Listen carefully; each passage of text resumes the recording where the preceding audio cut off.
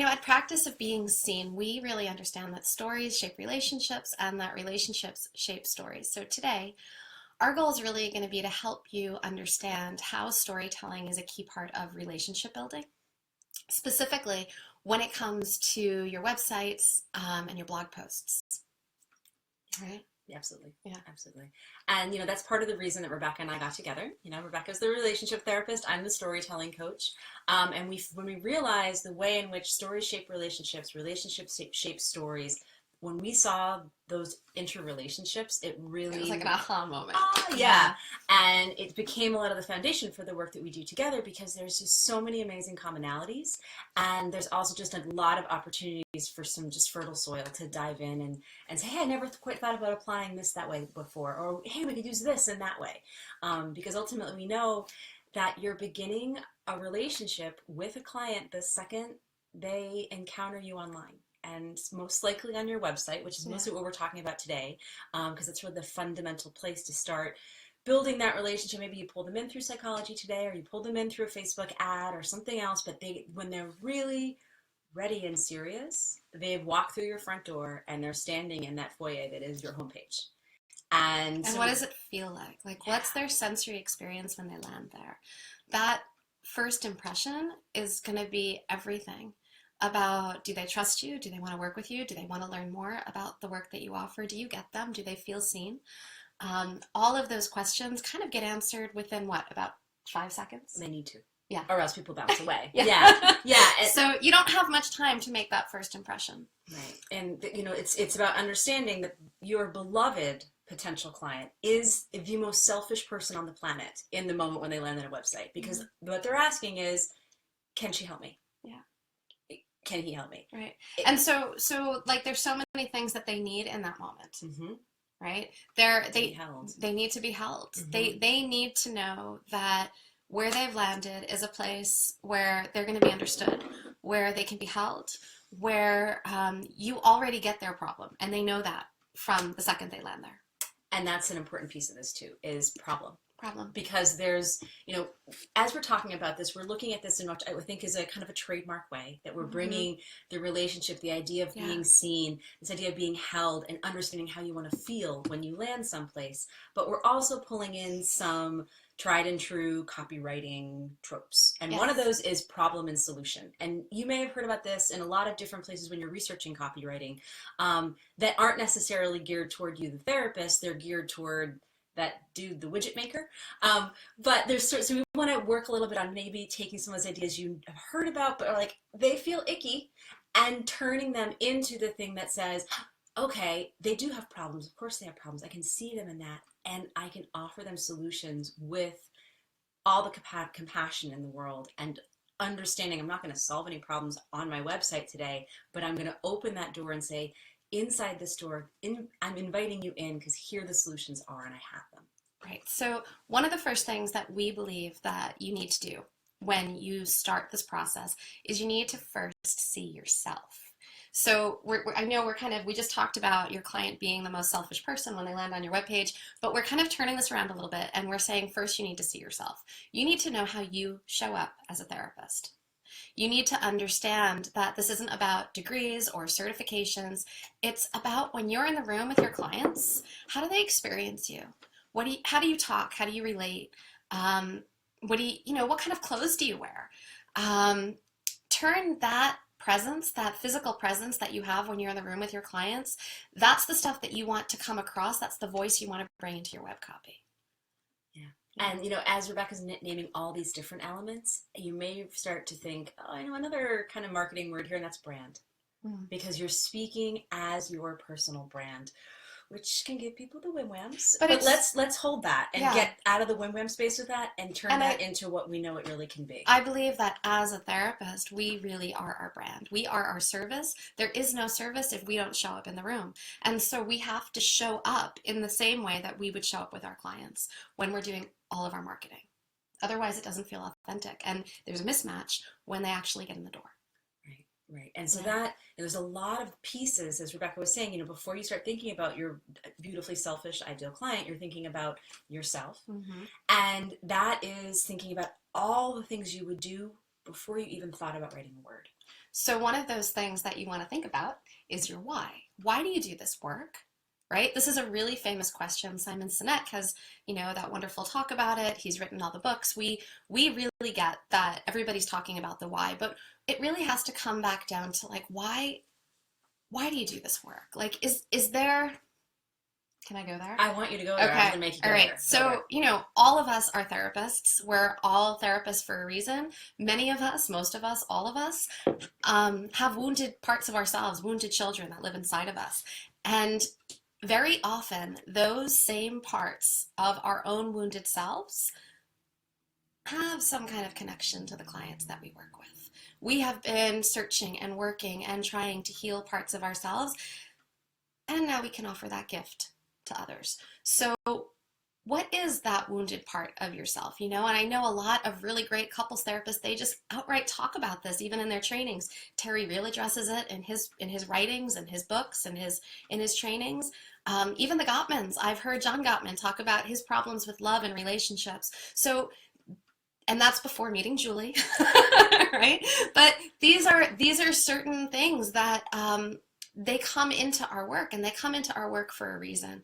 And I really do believe that we have to at least understand those pieces so that we know who we're attracting. And it comes back to recognizing that part. And then, like, how would you need to be held by a healer? What's the thing that you need when you sit down with a therapist? Because that probably clues you in a lot to what your clients also are going to need from you, right? Yeah. Yeah. And that, and this is, it's, again, we're talking about that fertile territory. You Mm-hmm. can dive in here, you can get lost, but that, there's, that we invite you not to do that, but remember, you're diving into this for a really specific purpose. You've done so much of this work yourself. You're going in with that sense of like, I need to go dive deep, pretty unbridled, but then you start to pull back the lens. And in that process, you're starting to think, why am I considering my wounded child? I'm considering that part of myself, how that piece needs to be spoken to, because I'm going to now take the other role. I'm going to take the role of speaking to my client because I see a reflection of myself in them. And in some ways there, you get to use yourself as your ideal client in terms of copywriting, right? That when you sit down to start writing your stories, you actually have somebody that you're talking to. And that's maybe an earlier version of yourself. And that's also probably an earlier draft of your work. Yes. Because, I think it's not one the of those, final. Right. Because it's one of those really, like, start here, but make sure you've got those second readers, those third readers. You're getting colleagues, you're getting non-therapists to read your copy. It's really important to not stay within your own head and not stay purely within your own profession, because there's that thing that you guys know. Well, there's all those things. All that jargon, all that things. psychobabble, it has to go. People don't understand it. Yeah. Yeah. Right? Even words like attachment or relational, like those are words that don't really fit. Right. Yeah. Relational loses somebody as soon as it gets out of relationship. And it becomes, I think I need grief with that one. Right. So we're thinking about you.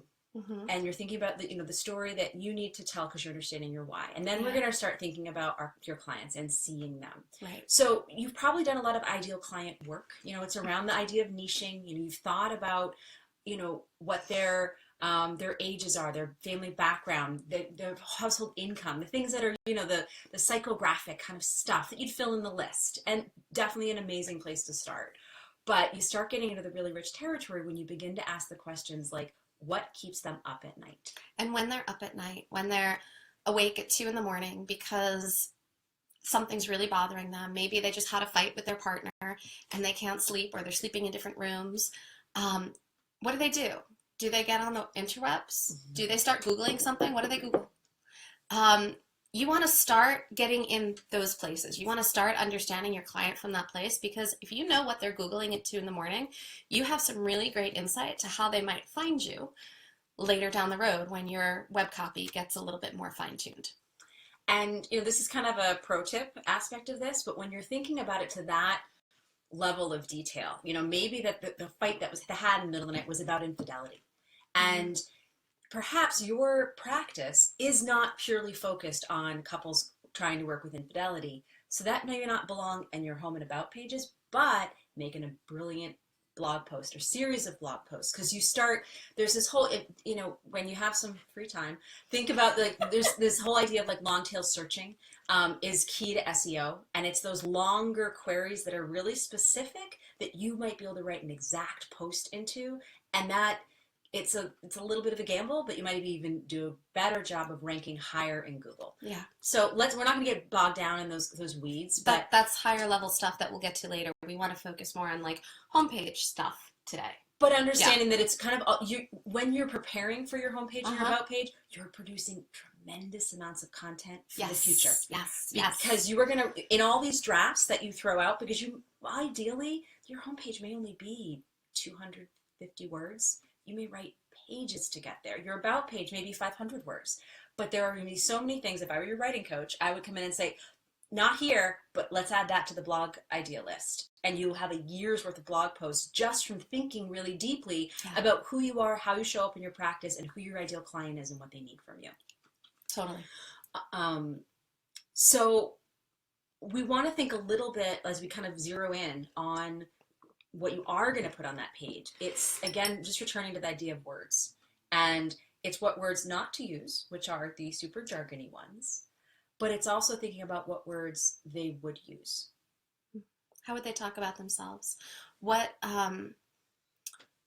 words do you say all the time in session that land on your clients and they go, oh, yes. You just, like they really felt seen and heard and understood. One thing that I really like to do is I keep a small journal kind of tucked into my chair when I'm in session with pen, and I will jot little things down from time to time. And one of the things I will often jot down are those little words that that I feel just land really well, because just here's my little journal. Wait. Little glary, just so you know. It does practice pacing. Yeah. We need props. Yeah. Props. But so I'll keep this little journal with me, and I will jot things down in it from time to time. So just as much as often I might write down a phrase or something that a client said just to jog my memory for notes later on, I may also write down those phrases that they said or something even that I said that really landed well, because that's going to be the exact stuff that I know resonates with the people that I want to talk to. And the thing that I would remind you too is that you write down the words that you even don't like to hear. Like there's going to be ways your client describes him or herself or themselves, and you're just going to be like, you might immediately come in to hold them and perhaps want to correct that. I don't know, non-therapist speaking.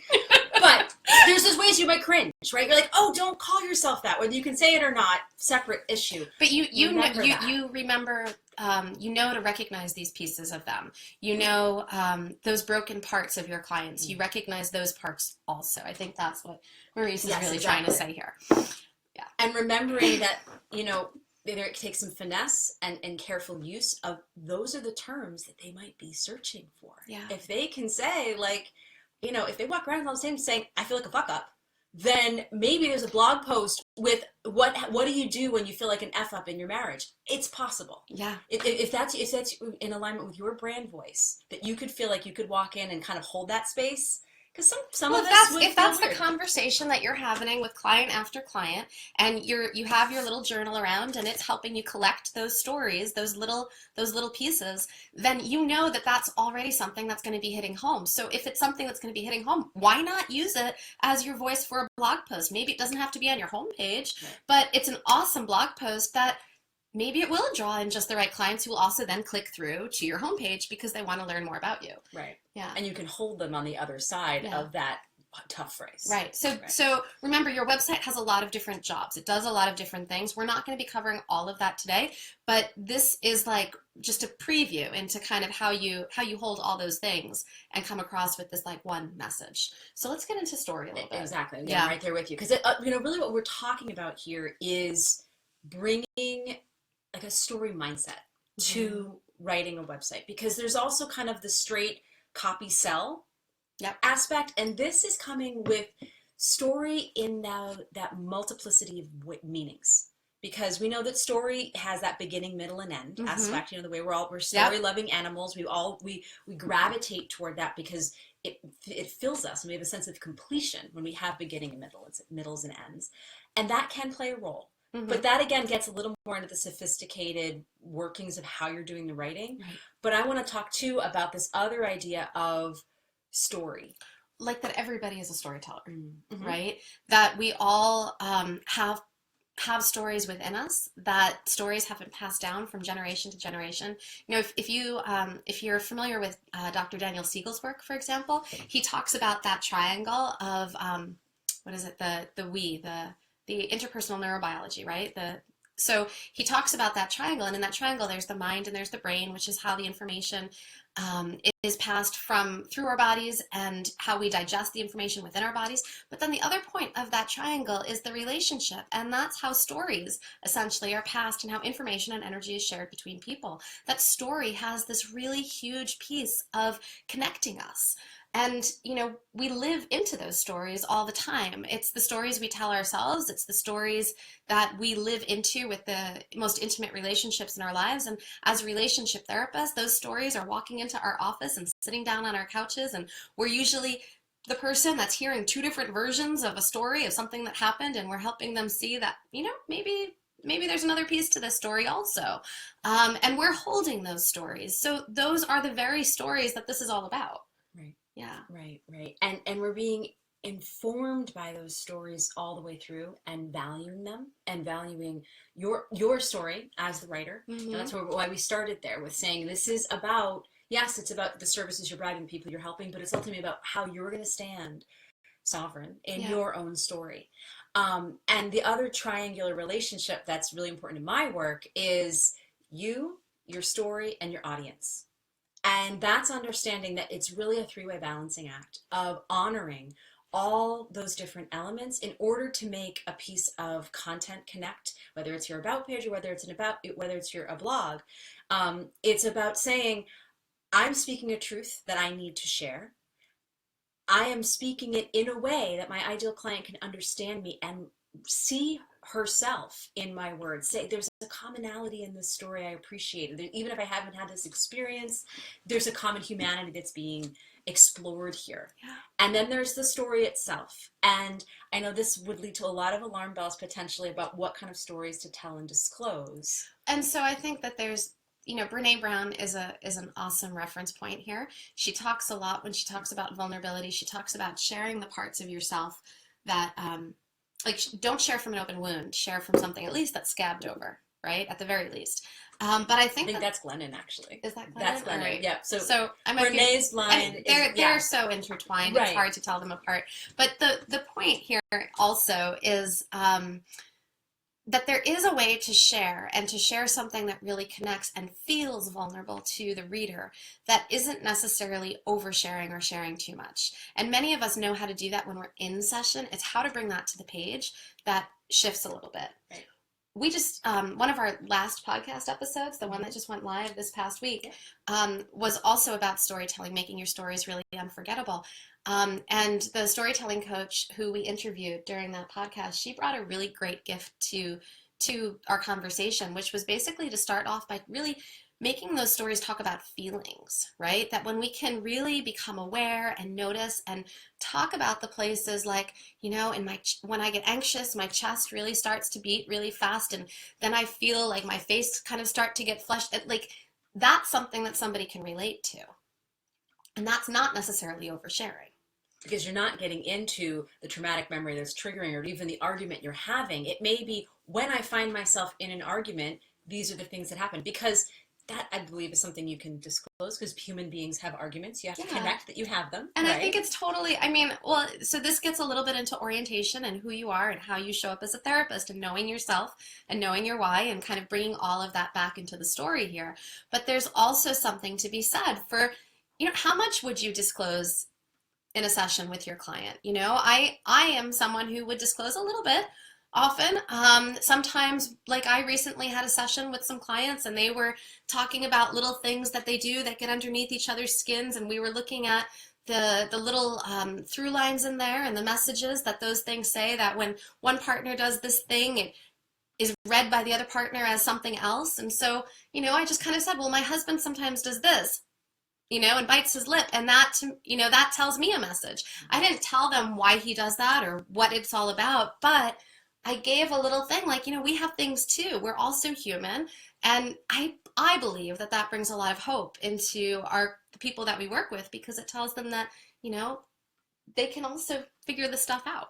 So that right there can be a story about body language, the importance of reading Yeah. body language, in Right. which, yes, you just disclosed you were married. Mm-hmm. And that is a part of your basic bio anyway. Yep. You haven't disclosed anything any deeper than that, because it's about you learning to pay attention when he makes the face. Right. And there's the other side of that, where there's a reason I'm sharing that story. I'm sharing that story to offer hope, to give something to my client. I'm not just sharing it because, hey, I want to tell you about what happened between me and my husband. Right. There's a reason behind that story. And I think when we're writing web copy, we can bring in those stories in a similar way when we need to. And there's an interesting piece right there. So say it's something about, talking about a face that your partner makes. Mm-hmm. There's a multiplicity of articles and ideas just from that alone. Like I said, it could be body language. Mm-hmm. It could be about tuning in. It could be about 5 different pieces that might be interesting to your practice to share. And this is, again, another one of those kind of pro tip things. When there's 2 ways that I find people end up finding their way to the page. It's either that they have a situation they feel the need to write about because it just was powerful. Like, it, in and of itself, this thing felt like something that needs to be shared. I'm thinking about you and the bee sting. Oh. Right? My bee sting. Yeah, because that was one of those. Mm-hmm. So, and the punchline of the piece, I do recommend you find this, is essentially slow the F down. But Rebecca didn't go into her day thinking, I really ought to write a blog post about slowing down. I'll look for a really cool experience or metaphor that will help express that. No. In this case, a member of the animal kingdom came in and took her hand and stung it in a certain place. Mm-hmm, yeah. And that became that moment to pause and find the story within that. So there's times when you want to say, I need to write about slowing down because my clients need that. And there's times when you say, I'm living my life and a story happened to me and there's a message in this for my clients. Yes. And that is really starting to think like a storyteller. Mm-hmm. It's that space in which understanding ideas come at you from different angles and allowing yourself to see them, to look out and see what's happening to you, and then look within and say, how is this influencing me? Right. How will it potentially influence my clients, my readers? Because there's something in this for them too. When I can distill this down and, I start getting into talking about magic and alchemy, like, don't get me started. But it's this alchemy thing where you look around and you say, I'm going to turn this everyday experience into some content that really connects and helps people see that I see them because I saw my way through this particular problem today. So on that note, we would love to open up to some questions. Margaret, I think you might be right now the only one with us. So I don't know if you have any questions for us. We did also include a link that you can use to learn a little bit more about today's topic.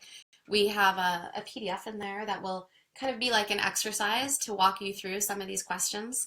You could actually look at it as something like a 7-day challenge to get yourself in that beginning stages of writing into your web copy. I said writing into, which is the important piece. Which is not of this. writing. Not writing, it's writing into. It's, again, giving yourself that invitation not to arrive, but to all the way and be actually not to conclude, but to arrive. To arrive at this beginning point that says, I'm going to start asking questions of myself and of what my ideal client might need to see. One thing that occurs to me, if people do have questions, how do we want them to get in touch with us to ask us them? It's a great idea. Yeah.